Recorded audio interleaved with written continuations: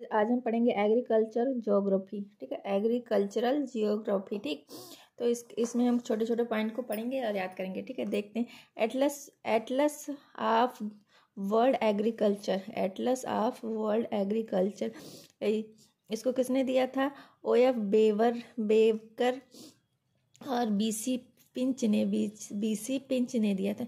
ये American geographer हैं, ये दोनों अमेरिकन जियोग्राफर हैं जिन्होंने एटलस ऑफ वर्ल्ड एग्रीकल्चर दिया था, एटलस ऑफ वर्ल्ड एग्रीकल्चर दिया था। ठीक, अब देखिए नीचे दूसरा क्वेश्चन है, इधर कृषि है, इधर देश के नाम है। ठीक है, कौन सी कृषि कहाँ होती है? ठीक है, तो वाणिज्य दुग्ध उत्पादन कहाँ होता है? न्यूजीलैंड में।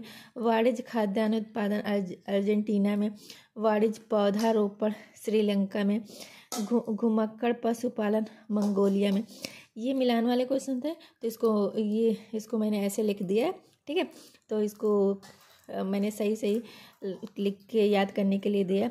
तो वाणिज्य दुग्ध उत्पादन कहाँ होता है? न्यूजीलैंड में। वाणिज्य खाद्यान्न उत्पादन कहाँ होता है? अर्जेंटीना में। वाणिज्य पौधारोपण कहाँ होता है? श्रीलंका में। घुमक्कड़ पशुपालन कहाँ होता है?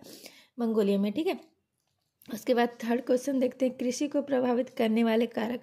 कृषि को प्रभावित करने वाले कारक क्या क्या होते हैं?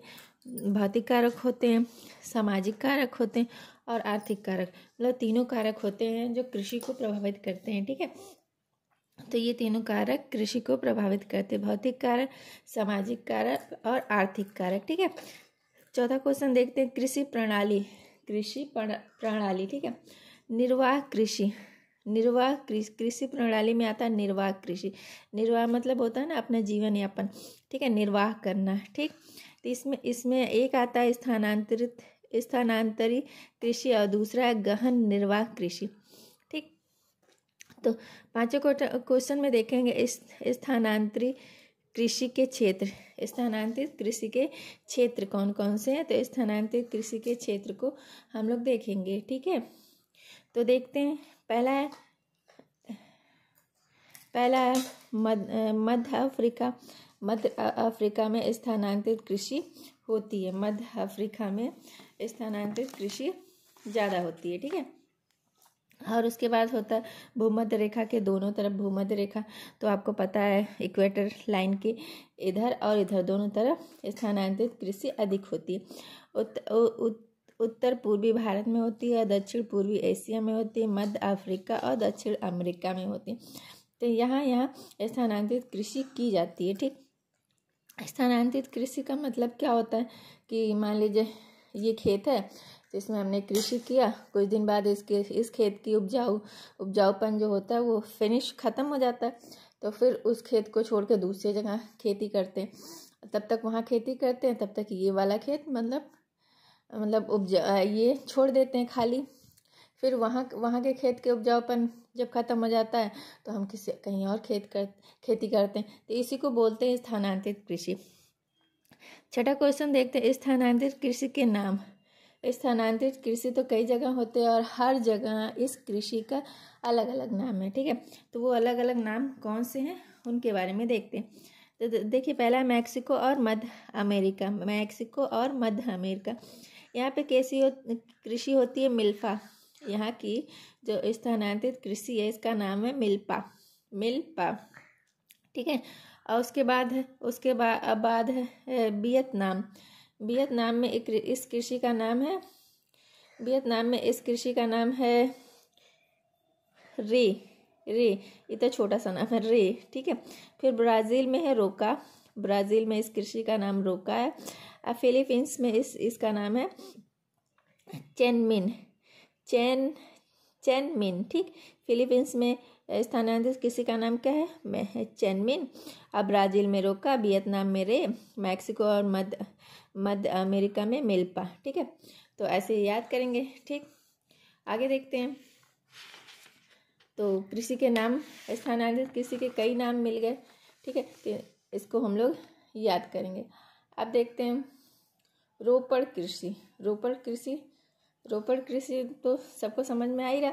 रोपड़ कृषि में क्या क्या बोई जाती है? ठीक है, क्या क्या रोपड़ कृषि में बोया जाता है वो आप पढ़ेंगे।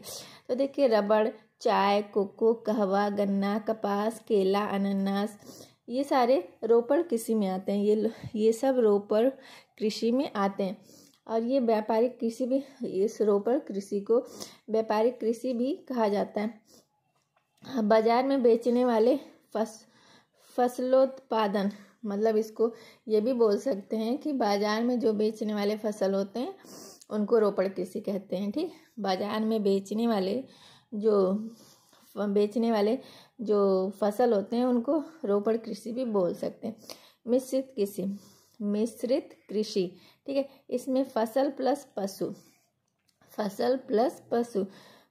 आते हैं। इसमें फसल भी आता है और पशु भी, जैसे पशुओं का भी पालन करते हैं, जैसे मुर्गी पालन, पशुपालन का, ये दूध उत्पादन के लिए पशुओं को पाला जाता है। तो सब भी इसमें मिश्रित कृषि में ये सब भी शामिल हैं। ठीक है, तो उसके बाद आता है गेहूं प्लस जौ, राई, मक्का, कंदमूल, फल। इस कृषि में गेहूं के साथ साथ यहाँ जौ, राई, मक्का, कंदमूल, फल, ये सब भी मिश्रित कृषि में आते हैं। फसलों के साथ पशुपालन, मतलब इसका अभी मैंने बताया ना कि फसल के साथ साथ पशुओं का भी पालन किया जाता है, पशुपालन भी किया जाता है। इसी को मिश्रित कृषि कहते हैं। ठीक है, डेयरी कृषि में क्या होता है? दुग्ध उत्पादन हेतु पशुपालन, दूध के उत्पादन हेतु जो पशुपालन किया जाता है उसे डेयरी कृषि कहते हैं। भूमध्य सागरीय कृषि यूरोप, अफ्रीका, दक्षिण कैलिफोर्निया, मध्य चिली, ऑस्ट्रेलिया का दक्षिणी पूर्वी भाग, ये सारे भाग भूमध्य सागरीय कृषि में आते हैं। ठीक है, ये सारे इलाके हैं जो भूमध्य रेखा के आसपास आते हैं। ठीक है, यहाँ पे ज़्यादातर कौन से फसलों की बुआई होती है? यहाँ पे ज़्यादातर खट्टे फल पर विशेष बल दिया जाता है। यहाँ पे ज़्यादातर खट्टे फल की पैदावार ज़्यादा होती है। ठीक है, संगठन के आधार पर कृषि के प्रकार। तो पहला है सहकारी कृषि। ठीक, सहकारी कृषि, इसमें कई लोग मिलकर कृषि करते हैं। सहकारी कृषि मतलब होता है जिसमें बहुत सारे लोग मिलके एक साथ अपना खेत एक ही में मिला के और सब लोग एक साथ कृषि करते हैं। फिर जब उसके अनाज हो जाते हैं तो फिर उसको आधा आधा मिलके बांट लेते हैं। इसमें किसी एक किसान का स्वामित्व तो नहीं होता, मैंने बोला ना, मतलब इसमें किसी एक किसान जो नहीं होता है जो उसका मालिक होता है। इसमें सारे जो उसमें शामिल होते हैं सब उस खेत के मालिक होते हैं। ठीक है, और वहाँ जो पैदावार होती है उस सारे पैदावार के सभी मालिक होते हैं। ठीक, ये कहाँ होता है ये देखते हैं। ये होता है Denmark, Italy, Sweden, Belgium, Netherlands. यहाँ पे ऐसी कृषि की जाती है जहाँ कई किसान मिलके एक साथ करते हैं। सामूहिक